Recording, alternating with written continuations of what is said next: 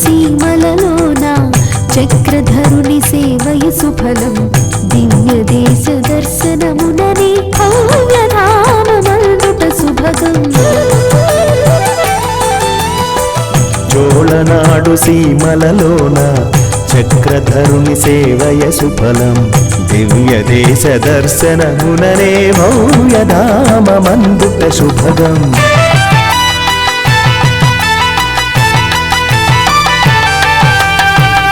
ఆళ్వారుల ఆరాధనలే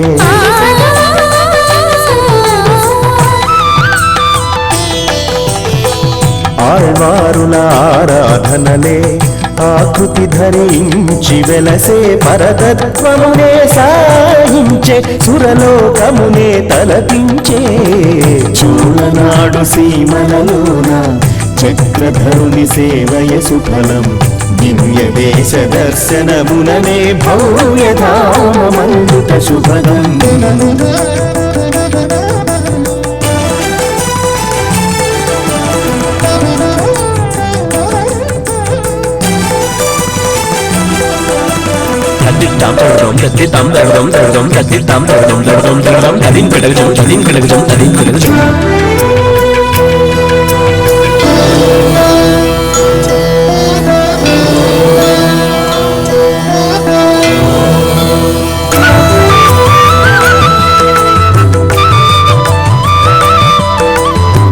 శ్రీరంగని గాభల మధురం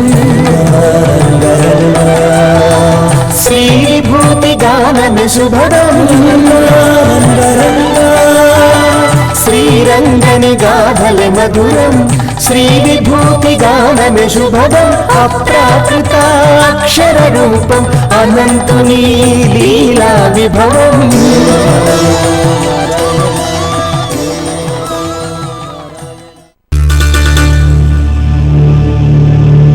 నందిపుర విన్నగరం నాదన్ కోయిల్ అమృతప్రాయమైనది శ్రీరామచంద్రుని యొక్క దివ్య చరితం. పితృవాక్య పరిపాలకుడైన శ్రీరామచంద్రుడు సీతాలక్ష్మణులతో కలిసి అరణ్యవాసానికి బయలుదేరాడు. ఆ బయలుదేరి వెళ్ళేటప్పుడు ఏ విధంగా వాళ్ళు అరణ్యంలో నడుస్తున్నారట. అగ్రతః ప్రయయౌ రామః సీతా మధ్యే సుమధ్యమా పృష్ఠతశ్చ ధనుష్పాణిః లక్ష్మణః అనుజగామ హా అని ఆశ్చర్యాన్ని ప్రకటిస్తారు వాల్మీకి భగవానులు. ముందుగా రామచంద్రుడు వెడుతున్నాడట. ఆ వెనకాల సుమధ్యమ సన్నని నడుమగలిగిన సీతమ్మ ఆ వెనకాల నడుస్తున్నదట. పృష్ఠతశ్చ ధనుష్పాణి ధనుర్ధారి అయినటువంటి లక్ష్మణస్వామి వారిద్దరిని అనుసరించి వెడుతున్నాడట వెనకాల. ఎలా ఉందట ఈ రూపం? ముందుగా రామచంద్రుడు, ఆ వెనకాల సీతమ్మ, ఆ వెనకాల ధనుస్సును పుచ్చుకుని లక్ష్మణస్వామి ప్రయాణం చేస్తూ ఉంటే ప్రణవం అంటే ఓంకారం ఒక రూపాన్ని దాల్చి ఈ విధంగా నడిచి వెడుతోందా అన్నట్టుగా ఉన్నదట. అంటే ప్రణవంలో ఉండే మొదటి అక్షరం అకారం. ఆ అకారం చేత తెలియవలసినది పరమాత్మ యొక్క స్వరూపాన్ని, పరమాత్మని గురించి చెబుతుంది ఈ అకారం. ఎవరా పరమాత్మ అంటే సాక్షాత్ శ్రీమన్నారాయణుడే. ఆ నారాయణుడే ఈనాడు శ్రీరామచంద్రునిగా అవతరించాడు కనుక ముందు వెళ్ళేటువంటి నారాయణ స్వరూపుడైన శ్రీరామచంద్రుడు అకారవాచ్యుడు, అంటే అకారం చేత చెప్పబడేటువంటి వాడు. ఇక మధ్యలో ఉండేటువంటి సీతమ్మ, ఈమె ఉకారవాచ్యురాలు. ఈ ఉకారము ప్రణవంలో ఉండేటువంటి అకారమును వెనకాల ఉండేటువంటి మకారమును రెండిటినీ చూచి ఈ రెండిటికి ఒక సంబంధాన్ని కలగజేస్తుంది. అంటే మకారవాచ్యుడైన జీవుడు అకారవాచ్యుడైనటువంటి పరమాత్మకే చెందినవాడు అనే విషయాన్ని తెలియజెబుతుంది. కనుక సంబంధ జ్ఞానాన్ని కలిగించేటువంటి ఈ ఉకారము సీతమ్మ యొక్క స్వరూపము లక్ష్మీ స్వరూపము. ఆ లక్ష్మే సీతమ్మగా అవతరించింది కనుక ఉకారవాచ్యురాలు సీతమ్మ. ఇక వెనకాల నడిచేటువంటి మకారవాచ్యుడు, మకారం 25వ అక్షరం జీవునికి సంకేతం కనుక మకారవాచ్యుడైన వాడు ఈ చేతనుడు, జీవుడు అంటే మనం. ఈ జీవులందరూ కూడా పరమాత్మకి సంబంధించిన వారు కనుక ఈ ప్రణవము అనేటువంటి ధనస్సుని చేతబుచ్చుకొని మకారవాచ్యుడైనటువంటి ఈ జీవుడు వెనకాల లక్ష్మణస్వామి ఆ జీవునికి ప్రతినిధిగా నడుస్తున్నాడు అని ఒక ప్రణవమే, ఓంకారమే ఈ రకంగా రూపు దాల్చిందా అన్నట్టుగా ఈ ముగ్గురు కూడా అరణ్యంలో సంచరిస్తూ ఉన్నారట.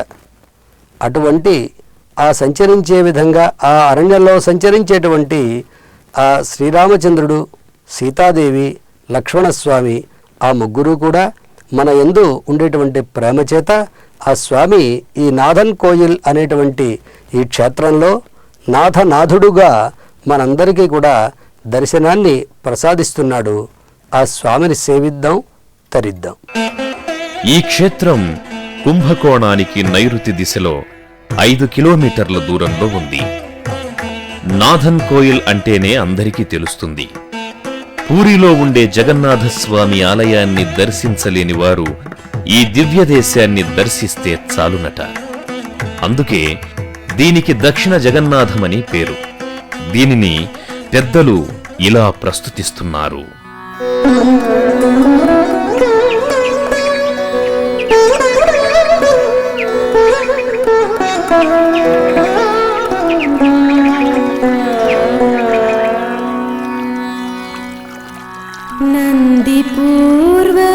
नन्दिपूर्वविन्नगर्पुरे नन्दितीर्थयुजि पश्चिमासनः नाथ नाथ इति नाम संयुतो नन्दिभक्तशिबिराज सेवितो श्रीमत् चम्पकवल्लीति नायक्या परिशोभिता मध्ये मन्दारवैमानमास्ते श्रीकलिजिन्नुतः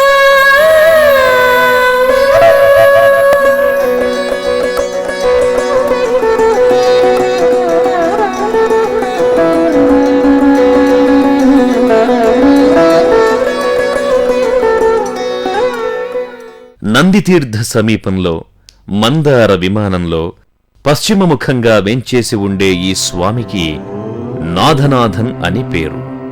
అమ్మవారు చంపకవల్లి.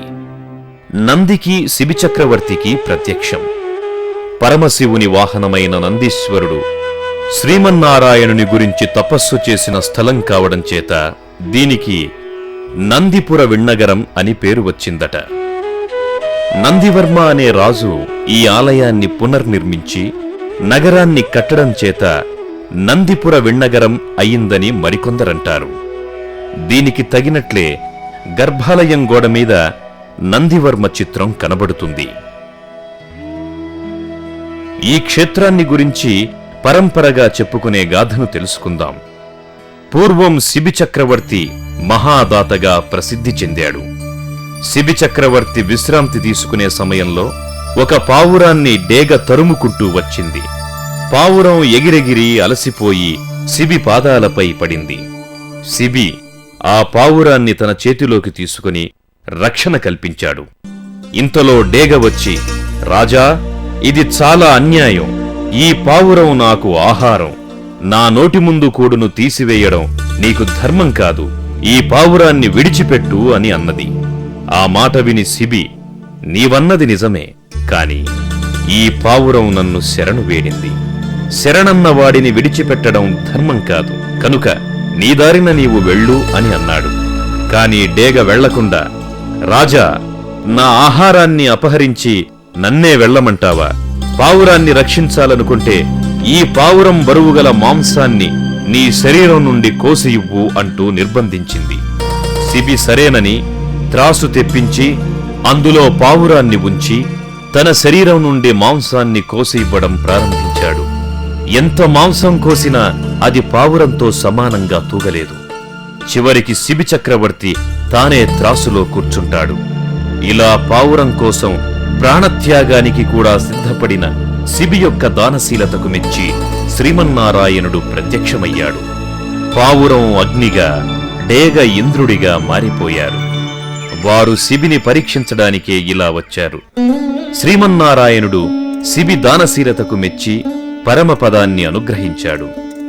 ఇలా అనుగ్రహించింది ఈ క్షేత్రంలోనే. దీనికి నిదర్శనంగా అంతవరకు తూర్పు ముఖంగా ఉండే స్వామి పశ్చిమ ముఖంగా తిరిగాడు. నేటికి అలా పశ్చిమ ముఖంగానే మనకు దర్శనమిస్తాడు. తిరుమంగై ఆళ్వార్లు ఈ స్వామిని 10 పాటలలో కీర్తిస్తారు. వాటిలో ఒకటి సీతాలక్ష్మణులతో ఆనాడు అరణ్యవాసం చేసిన శ్రీరామచంద్రుడు ఈనాడు నందిపుర విన్నగరంలో నాథనాథుడుగా దర్శనమిస్తున్నాడు. కోయిలల కలకూజితాలతోనూ నెమళ్ల నాట్యాలతోనూ బహుసుందరమైన నాథం కోయిల్ అనే దివ్యదేశాన్ని ఓ మనసా ఆశ్రయించు అంటూ పాడిన ఈ పాసురం వినండి. தம்பியெடுத்தாமுருவருத்தம் துணவிகாதல் துணையாகமுனாள் வெம்பியெடுத்தானகமுலாவும் அவர்தாம் இருதுமே விதகர்தான் பொம்பு குது கொண்டு குயில் கூவமயலாலும் எழிலார் புறபுஜே நம்பியுரகின்னலகர் நன்னிபுர விண்ணகரன் நன்னு மதமே.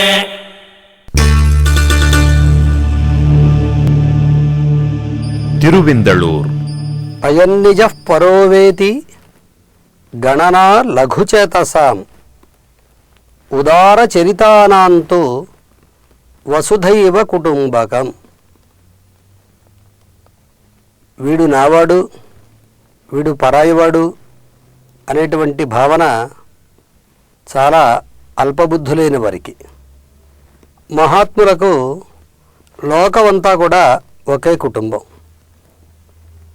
మహాత్ములకి లోకమంతా ఒకే కుటుంబం వాస్తవమే, అది వారి భావన. కానీ ఈ లోకమంతా కూడా ఒక కుటుంబం అయితే ఈ కుటుంబానికి తల్లి, తండ్రి, యజమాని, స్నేహితుడు, బంధువు అన్నీ కూడా సర్వేశ్వరుడే కదా. కనుక ఆయన తనను ఆశ్రయించిన వాళ్ళల్లో ఉండేటువంటి గుణదోషములను లెక్కించకుండా గుణములుంటే వాటిని గుణాలుగా స్వీకరిస్తాడు. దోషాలు కనుక ఉంటే దోషో యద్యపి తస్య స్యాత్ సతాం ఏతదగర్హితం. తప్పులున్నాయా, ఉంటే ఉండనివ్వండి, వాటిని లెక్కించడం ఎందుకు? ఉండేటువంటి మంచి గుణం ఏదైనా ఒకటి ఉంటే దాన్ని తీసుకుందాం, తప్పు గుణాలని వాటిని విడిచిపెట్టేద్దాం అని దోషమును కూడా భోగ్యంగా స్వీకరించేటువంటి స్వభావం గలవాడు స్వామి. దోషభోగ్యత్వము. దోషభోగ్యత్వం అంటే తప్పులను కూడా అనుకూలంగా, తన ఎడ చేసినటువంటి అపచారమును కూడా ఉపచారంగా స్వీకరించేటువంటి గుణం కలిగినటువంటి వాడుట. దోషభోగ్యత్వము అన్నదానికి మన పెద్దలు ఒక మాట చెప్తారు. ఆవు అప్పుడే ఈనింది, దూడను పెట్టింది. ఈ దూడ ఒంటి మీద ఆ ఆవు గర్భంలోంచి వచ్చినటువంటి మాలిన్యం అంతా కూడా ఈ దూడ ఒంటికి, శరీరానికి అంటుకుని ఉంటుంది. ఆ సమయంలో ఆ దూడను తాకడానికి కూడా మనం యావగించుకుంటూ ఉంటాం. సరే, దాన్ని సాగేవాడు ఆ యావగింపు లేకుండానే దానికి సేవ చేస్తాడనుకోండి. కానీ ఆవు ఏం చేస్తుంది? ఆ దూడ యొక్క శరీరం మీద ఉండేటువంటి మాలిన్యాన్ని తన నాలుకతో నాకి పరిశుభ్రం చేస్తుంది. మనకి ఏహ్యమైనటువంటి వస్తువుని ఆ ఆవు ఏం చేస్తుంది? అత్యంత ప్రీతికరమైనటువంటి వస్తువుగా భావించి తన నాలుకతోటి నాకి ఆ దోషాన్నంతా కూడా పోగొట్టి ఆ దూడని దగ్గరికి తీసుకుంటోంది. ఇది దోషభోగ్యత్వం అంటే. దీన్నే వాత్సల్యము అన్నారు. వాత్సల్యము అంటే ఆవు, అప్పుడే ఈనినటువంటి ఆవు తన దూడ విషయంలో చూపించినటువంటి ప్రేమాతిశయాన్నే వాత్సల్యము అని అంటారు. అటువంటి వాత్సల్యం కలిగినటువంటి వాడు స్వామి. కనుకనే మన విషయంలో ఏ విధమైనటువంటి తేడా లేకుండా అందరూ కూడా తనని సేవించాలి, తనవారుగా ఉండాలి అని ఆదరించి మనందరినీ కూడా దగ్గరికి చేర్చుకుని తన కైంకర్యాన్ని ప్రసాదించేటువంటి స్వామి ఈనాడు పరిమళ రంగనాథునిగా ఈ తిరువిందళూర్ అనేటువంటి దివ్యక్షేత్రంలో హాయిగా ఆదిశేషుని మీద శయనించినటువంటి స్వామి యొక్క దివ్యానుగ్రహాన్ని పొందుదాం.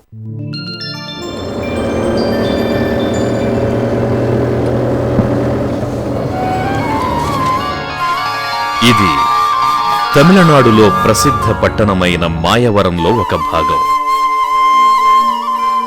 తిరువళందూర్ అని అంటారు. దీనికే సుగంధవన క్షేత్రమని పేరు. ఈ దివ్యదేశాన్ని ఇలా ప్రస్తుతిస్తున్నారు మన పెద్దలు. శ్రీమత్సుగంధ విపినే ఫణిరాజసాయి చంద్రాఘమోచన పరా దయితేందు తీర్థం తస్మిన్ సుగంధవననాథ విమానవర్యం ప్రాచీముఖో విధినతః ఖలు వేదమోదం వేదచక్రపద దేవయానగో వీరనామశయనావలాంఛనః చంద్రసేవితతనుర్విరాజతే కౌస్తుభాంస కలిజిన్మునిస్తుతః.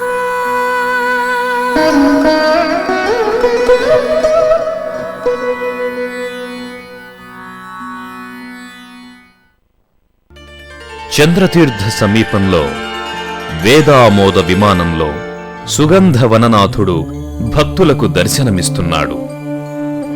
చతుర్భుజాలతో శంఖచక్రాలతో అతి రమణీయంగా దర్శనమిచ్చే భక్త కల్పతరువు పరిమళ రంగనాథుడు.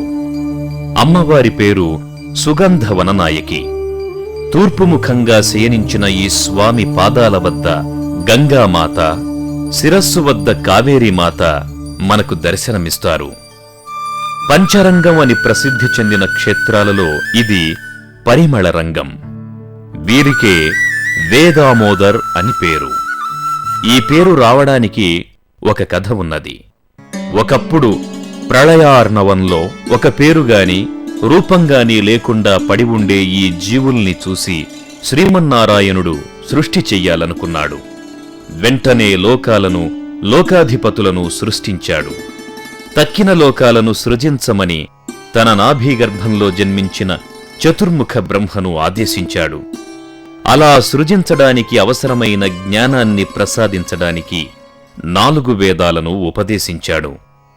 బ్రహ్మ ఈ జగత్తును సృష్టించి నిద్రకు ఉపక్రమించాడు. ఆ సమయంలో మధుకైటభులనే రాక్షసులు వేదాలను దొంగిలించి సముద్రంలో దాక్కున్నారు. నిద్రలేచిన బ్రహ్మకు వేదాలు కనిపించలేదు. దాంతో కళ్ళుపోయిన వాడిలా విలపిస్తూ శ్రీమన్నారాయణుణ్ణి ప్రార్థించాడు. ఆయన జరిగినది తెలుసుకొని మత్స్యావతారాన్ని ధరించి సముద్రంలో ప్రవేశించి మధుకైటభులను సంహరించి వేదాలను తిరిగి బ్రహ్మకు ఇస్తాడు. కాని వేదాలు కొంతకాలం రాక్షసుల వద్ద ఉన్న కారణంగా దుర్వాసనాభరితాలుగా ఉన్నాయి.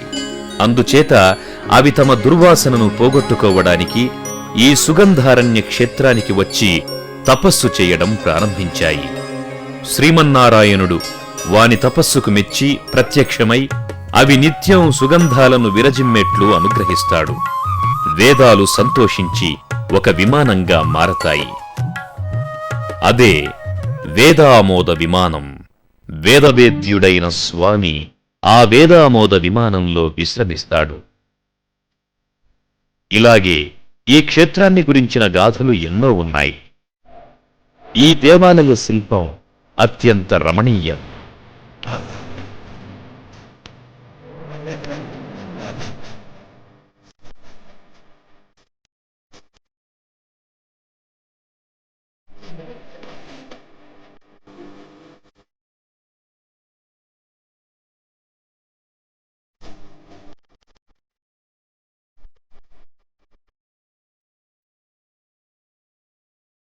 బ్రహ్మ, విశ్వామిత్రుడు, అగస్త్యుడు, అంబరీషుడు మొదలైన మహామునులు కావేరీ నదిలో స్నానమాడి పరిమళ రంగని సేవించారు.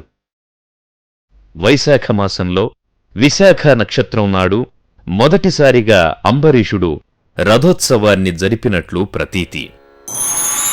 ఈ అంబరీషుడే స్వామికి గోపుర మంటప ప్రాకారాదులను నిర్మించినట్లు స్థల పురాణాదులు చెబుతున్నాయి.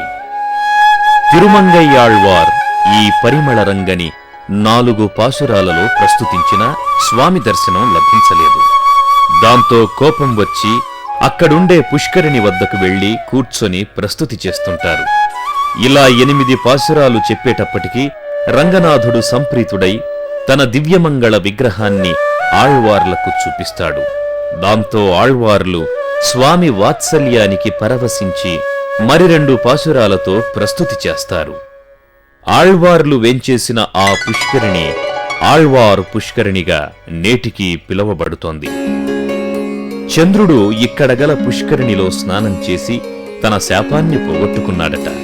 అలా చంద్రుడు స్నానం చేసిన పుష్కరిణి చంద్ర పుష్కరిణిగా ప్రసిద్ధి చెందింది.